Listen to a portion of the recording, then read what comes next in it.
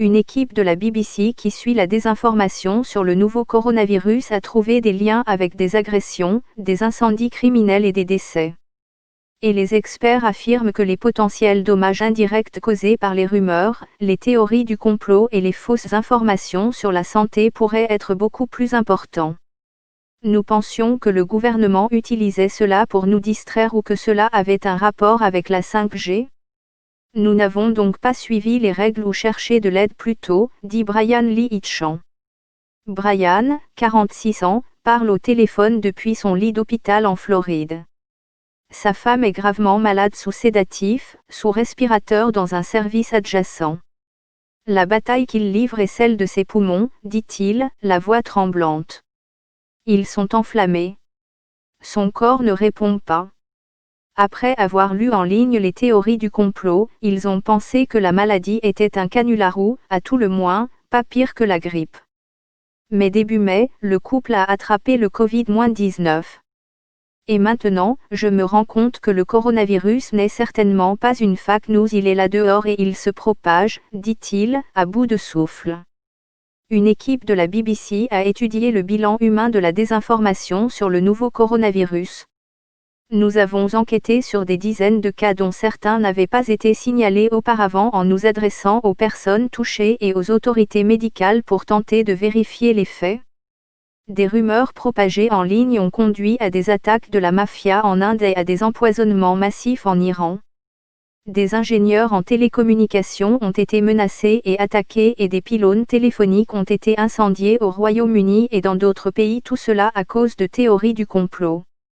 Et en Arizona, un couple a cru à tort qu'une bouteille de nettoyant pour aquarium contenait un médicament préventif.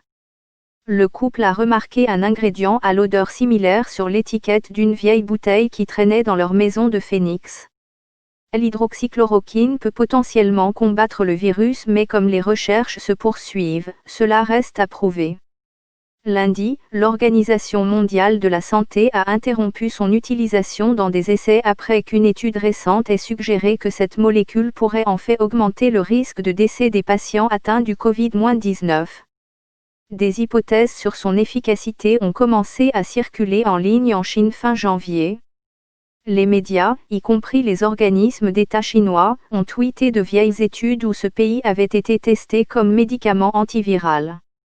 Puis un médecin français a affirmé que les résultats étaient encourageants. Bien que cette étude ait été mise en doute par la suite, l'intérêt pour l'hydroxychloroquine s'est accru. Elle a été mentionnée, avec plus ou moins de scepticisme, par divers médias et des personnes influentes, dont le directeur général de Tesla, Elon Musk, et le président brésilien Jair Bolsonaro. Hydroxychloroquine et AMP, azithromycin, T-cantogeter, have a real chance to be one of the biggest game changer in the history of medicine. The FDA has moved mountain, thank you. Hopefully they will both, works better with a International Journal of Antimicrobial Agents. Qu'avez-vous à perdre? Prenez-en, a-t-il déclaré le 3 avril. À la mi-mai, il est allé plus loin en disant qu'il avait suivi son propre conseil.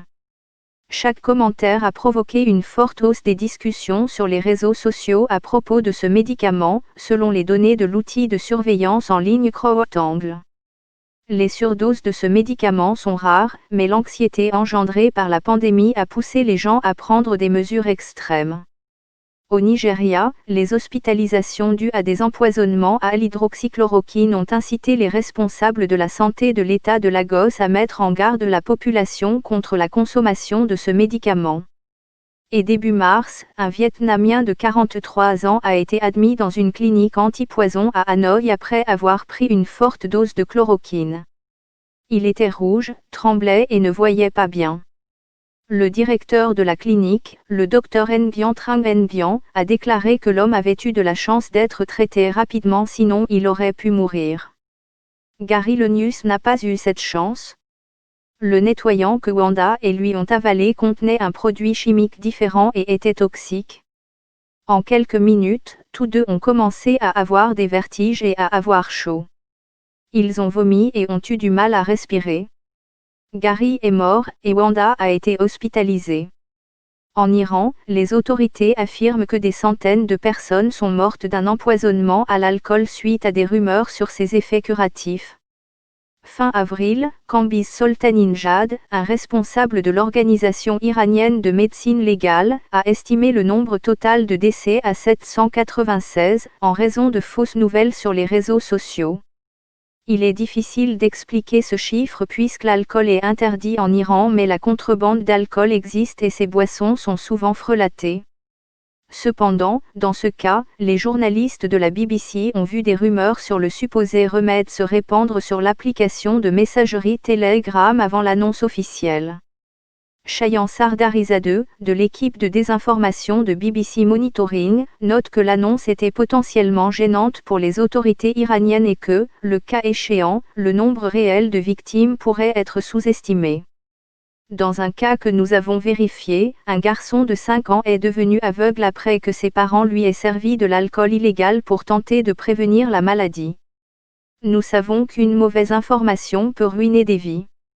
Il y a un tel potentiel de nuisance, déclare Clare Milne, rédactrice en chef adjointe de l'organisation britannique Full Fact. Le président Trump a spéculé sur un certain nombre de remèdes autres que l'hydroxychloroquine. Fin avril, il a estimé que les rayons ultraviolets pouvaient neutraliser le virus. Et puis je vois que le désinfectant élimine le virus en 1 minute. 1 minute. Y aurait-il un moyen de faire quelque chose comme ça, par injection à l'intérieur ou presque un nettoyage? Trump a dit plus tard que ses commentaires étaient sarcastiques. Mais certains Américains n'ont pas vu les choses sous cet angle, et les services des centres anti-poison ont reçu des appels leur demandant des conseils. Des responsables d'une de ces lignes au Kansas ont dit avoir eu des nouvelles de quelqu'un qui disait que son ami avait avalé du savon désinfectant après le briefing du président. Le docteur Duncan Maru, médecin à l'hôpital Elmhurst de New York, affirme que ses collègues ont traité des patients qui sont tombés gravement malades après avoir ingéré du désinfectant. Ces ingestions peuvent également avoir des conséquences à long terme, comme des cancers et des hémorragies gastro-intestinales, dit-il. Les réseaux sociaux ont également été un terrain fertile pour les théories du complot.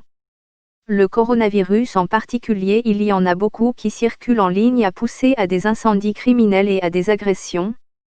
Dans tout le Royaume-Uni, plus de 70 antennes relais ont été vandalisées en raison de fausses rumeurs selon lesquelles la technologie de téléphonie mobile 5G serait responsable du virus. En avril, Dylan Farrell, ingénieur pour OpenREACH, conduisait sa camionnette à Turmaston, près de Leicester. La journée avait été longue et il pensait à prendre pour le thé en s'arrêtant à un rond-point. C'est alors qu'il a commencé à entendre des cris. Au début, il a cru que la personne s'adressait à quelqu'un d'autre. Mais lorsqu'il a entendu 5G crier à travers la fenêtre du côté passager, il a réalisé que les cris lui étaient destinés. Je ne doute pas qu'il aurait essayé d'entrer et de m'attaquer physiquement si je n'avais pas verrouillé les portes immédiatement. C'était tellement effrayant, dit Dylan. Nous avons vu beaucoup de théories du complot qui sont en ligne depuis longtemps maintenant sur la 5G. Celles-ci ont évolué pour être connectées au nouveau coronavirus, dit Clare Milne de Full Fact. En mars, le directeur général de l'OMS, Tedros Adhanom Ghebreyesus, a averti que la pandémie conduirait à une flambée d'un ennemi dangereux. Il faisait référence au racisme à l'encontre des populations d'Asie et de Chine, mais le virus a exacerbé les tensions dans plusieurs pays. En avril, 3 hommes musulmans ont été violemment attaqués lors d'incidents distincts à Delhi. Ils ont été passés à tabac après que des rumeurs aient circulé selon lesquelles des musulmans propageraient le virus. À Cizé, un petit village de l'Est de l'Inde, des gangs rivaux se sont affrontés. Cela s'est produit après l'attaque d'un garçon musulman, à nouveau lié à de fausses rumeurs suggérant que les musulmans propageaient la maladie. Un jeune homme a perdu la vie et un autre a été gravement blessé. De fausses rumeurs ont également circulé concernant les minorités au Royaume-Uni. À Bradford, en Angleterre, des rumeurs ont circulé selon lesquelles on laissait mourir des patients non blancs. Et à Indore, une ville du centre-ouest de l'Inde, des médecins en mission pour retrouver une personne qui aurait pu être exposée au virus ont été attaqués à coups de pierre. des fausses vidéos circulant sur WAPP prétendaient que des musulmans en bonne santé étaient emmenés par des professionnels de santé pour leur injecter le virus. Gravement malade à cause des théories du complot. La désinformation sur Internet peut avoir des conséquences directes, et les plateformes de réseaux sociaux telles que Facebook ont déclaré qu'elles supprimeraient les messages sur le coronavirus qui représentent une menace immédiate. J'espère qu'elle s'en sortira, mais si je la perds, elle sera dans un meilleur endroit, déclare Brian Lee Hitchan, le patient de Floride qui a cru aux théories du complot sur le nouveau coronavirus. Brian et sa femme n'avaient pas la moindre conviction sur la maladie, ils oscillaient plutôt entre penser que le virus était un canular, lié à la 5G, ou une infection réelle mais bénigne. Ils ont donc continué comme si de rien n'était malgré les avertissements officiels. Brian est allé travailler comme chauffeur de taxi dans sa ville natale de Jupiter. Il est allé faire des courses et a récupéré les médicaments de sa femme. Malgré l'apnée du sommeil et l'asthme de sa femme, il n'a pas pris la peine de pratiquer la distanciation sociale ou de porter un masque. Être infecté par le virus a ramené Brian à la réalité. Il s'est tourné vers les réseaux sociaux, cette fois pour mettre en garde les gens contre la désinformation et les théories du complot. Many people still think that the coronavirus is a fake crazy wish at one time indeed to end not that a too petit to. Les experts affirment que des articles comme celui de Brian peuvent être plus utiles dans la lutte contre les théories du complot que les articles de presse et les articles de vérification de l'information. L'un des moyens les plus efficaces d'essayer de rectifier l'information est d'amener la personne qui a fait la déclaration initiale à le faire elle-même, explique Claire Milne, de Full Fact. Le cas de Brian est peut-être extrême, mais avec la quantité d'informations qui circulent, l'OMS l'a qualifié d'infodémie. De nombreuses autres personnes ont été induites en erreur par ce qu'elles ont lu en ligne. Ils ne se tuent pas en prenant de faux traitements. Au contraire, ils réduisent leurs chances de survie en ne pensant pas que le coronavirus est réel ou grave. Par un vendredi exceptionnellement froid de mai, 2 hommes d'une quarantaine d'années sont arrivés aux urgences d'un hôpital du Queens, dans l'État de New York. Ils étaient colocataires, travaillaient de longues heures et partageaient un lit simple, et tous deux étaient gravement malades. En quelques heures, le docteur Rajiv Fernando en a vu un mourir devant ses yeux. L'autre a été mis sous respirateur. Le docteur Fernando a demandé aux hommes pourquoi ils n'étaient pas venus plus tôt à l'hôpital. Ils lui ont expliqué qu'il avait lu quelque part sur Internet que le virus n'était pas très grave. Ils essaient des thérapies alternatives, ils pensent que c'est comme la grippe, dit le docteur Fernando. Les hommes faisaient partie des groupes à risque, mais le docteur Fernando pense qu'ils s'en seraient mieux sortis s'ils avaient ignoré les faux conseils et cherché de l'aide plus tôt.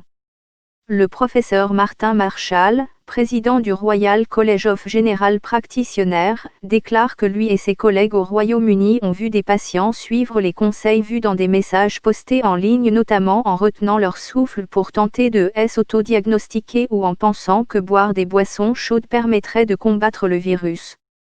Certains ont cité les déclarations du président Trump sur le désinfectant. Le docteur Maru, médecin à l'hôpital Elmhurst de New York, qualifie de stupéfiants les chiffres qui ont potentiellement retardé le traitement.